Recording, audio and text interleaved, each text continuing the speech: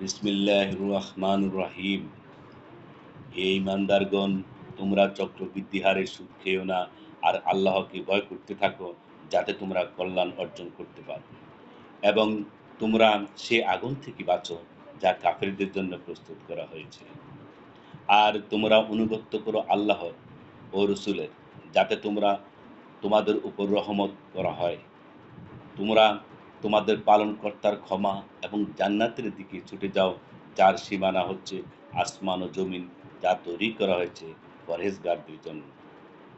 যারা সচ্ছলভাবে ও অভাবের সময় যারা সচ্ছলতায় ও অভাবের সময় ব্যয় করে, যারা নিজেদের রাগকে সংবরণ করে আর মানুষের প্রতি ক্ষমা প্রদর্শন করে, বস্তুত আল্লাহ সৎকর্মশীল দিগকেই ভালোবাসেন। তারা কখনো কোনো অশ্লীল কাজ করে ফেললে কিংবা কোনো মন্দ কাজে জড়িত হয়ে নিজের উপর জুলুম করে ফেললে আল্লাহকে স্মরণ করে এবং নিজের পাপের জন্য ক্ষমা প্রার্থনা করে, আল্লাহ ছাড়া আর কে পাপ ক্ষমা করবেন।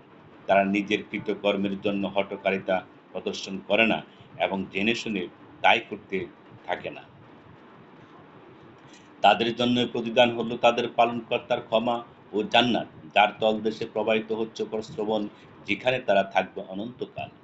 যারা কাজ করে তাদের জন্য কতই না চমৎকার প্রতিদান। তোমাদের আগে অতীত হয়েছে অনেক ধরনের জীবনাচরণ। তোমরা পৃথিবীতে ভ্রমণ করো এবং দেখো, যারা মিথ্যা প্রতিপন্ন করেছে তাদের পরিণতি কি হয়েছে। এই হলো মানুষের জন্য বর্ণনা, আর যারা ভয় করে তাদের জন্য উপদেশবাণী।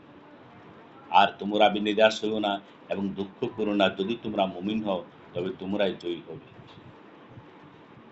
তোমরা যদি আহত হয়ে থাকো, তবে তারাও তো তেমনি আহত হয়েছে। আর এই দিনগুলোকে আমি মানুষের মধ্যে পালাক্রমে আবর্তন ঘটিয়ে থাকি। এভাবে আল্লাহ জানতে চান কারা ঈমানদার, আর কি তিনি তোমাদের কিছু লোককে শহীদ হিসেবে গ্রহণ করতে চান, আর আল্লাহ অত্যাচারীদেরকে ভালোবাসেন না।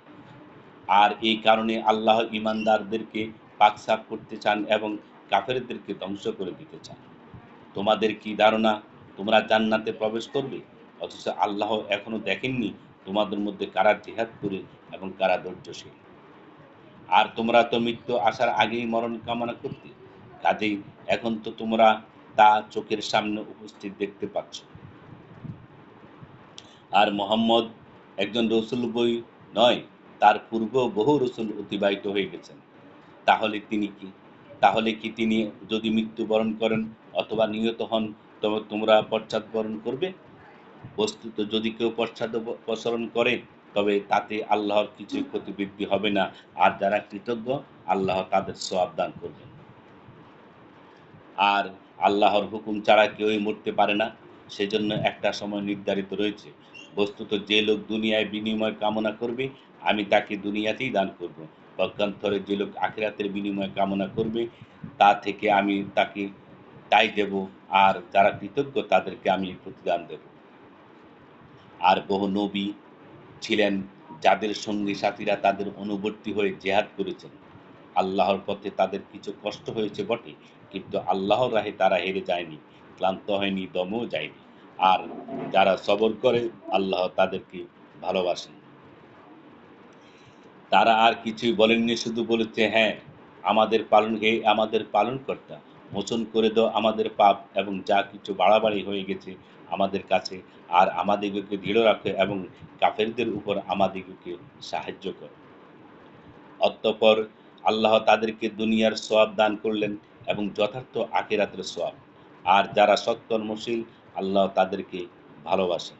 হে ঈমানদারগণ, তোমরা যদি কাফেরদের কথা শোনো, তাহলে ওরা তোমাদের পেছনে ফিরিয়ে দেবে, তাতে তোমরা ক্ষতির সম্মুখীন হয়ে পড়বে। বরং আল্লাহ তোমাদের সাহায্যকারী, আর তার সাহায্যই হচ্ছে উত্তম সাহায্য।